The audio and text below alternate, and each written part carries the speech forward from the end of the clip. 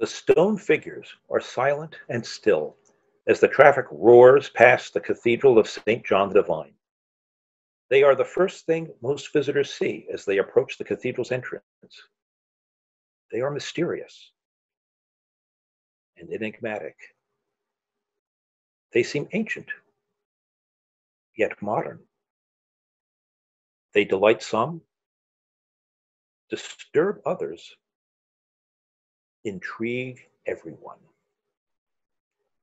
They are the portal of paradise.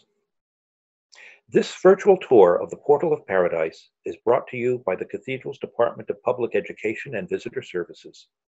We hope it will enrich your understanding and enjoyment of this unique, imaginative, and powerful work of religious art.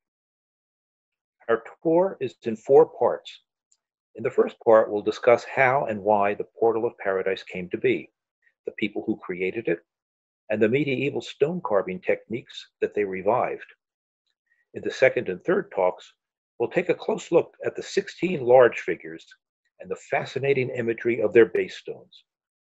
The fourth talk will cover the smaller figures in the upper rank. I'm Tom Fedorek, a senior guide to the cathedral. I'll be your guide for all 4 parts of the tour.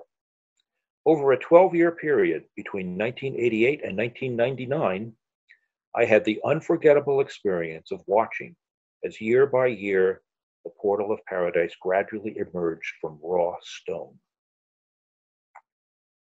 The first and most important thing to know about the portal is that everything you see there is biblical. Every figure, every image relates to a specific passage in the Bible. The sculpted figures you'll see are regarded by Christians as forerunners or prototypes of Jesus Christ. Of the 31 large and small figures, all but 3 of them appear in the Hebrew scriptures that the Christian Bible calls the Old Testament. Here we see 2 pages from the first printed book, the Gutenberg Bible. Before the invention of printing, how did people learn about Moses and Elijah and Jesus, the prophets and the apostles? The sculpture and stained glass of cathedrals and churches brought the Bible to a population that was unable to read it for themselves. The tradition of featuring the Old Testament forerunners of Christ goes back to the great Gothic cathedrals of the Middle Ages, such as Chartres, seen here. Chartres has 2 of the best-known examples of the genre, the Tree of Jesse window and the sculpture of the porch of the north transept. Here we see 5 of the 10 figures in the north porch of Chartres. Left to right, they are Melchizedek, Abraham, Moses, Samuel, and David. We'll meet them again in the next part of the tour. Take a look at the carvings on their base stones. Each represents an episode from the biblical narrative relating to the figure above. The Portal of Paradise at St. John the Divine carries on this tradition. Chartres was the inspiration for Ralph Adams Kram, the architect of St. John the Divine's neo-Gothic nave and Western facade.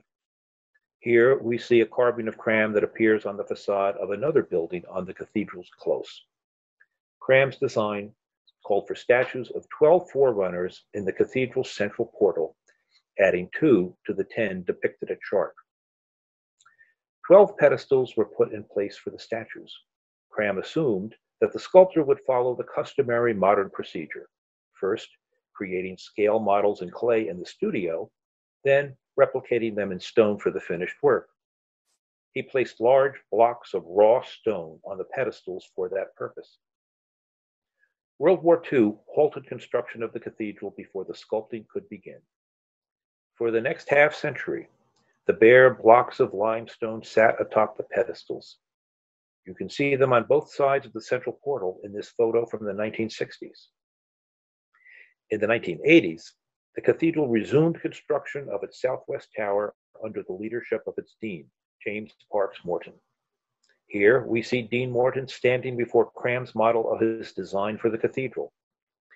Dean Morton revived Kram's plan for the central portal, expanding the number of figures to include the great women of the Bible.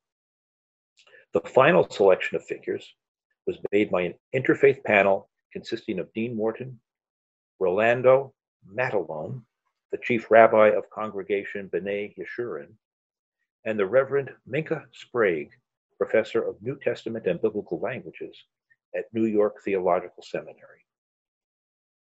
After a search, Dean Morton retained Simon Verity to lead the project as master sculptor.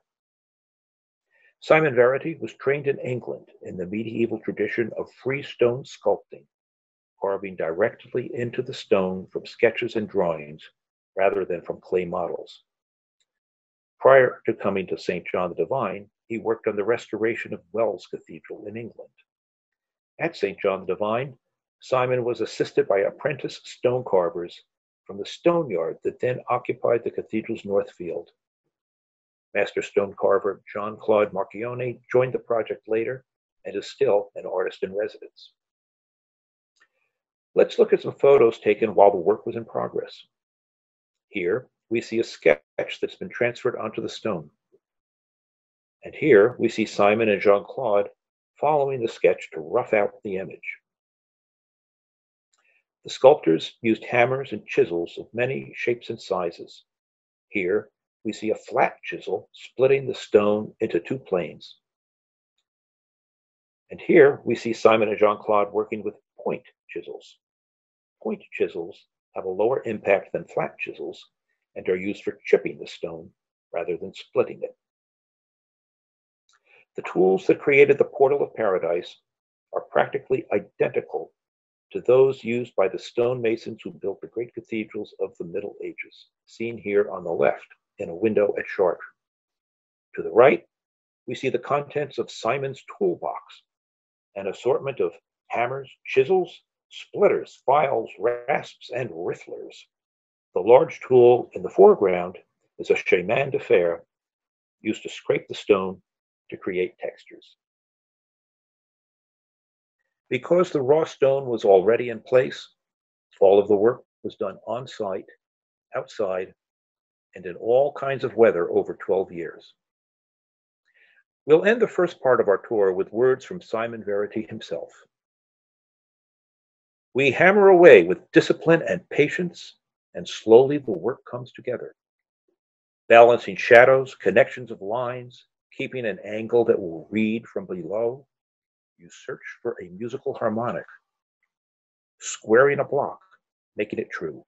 Each step measured and with no shortcuts gives a logic to the turn of the mind. It is no surprise to me that Socrates was a stonecutter. Thanks for listening. In the next 3 parts of our virtual tour, we'll take a close look at the sculpture itself.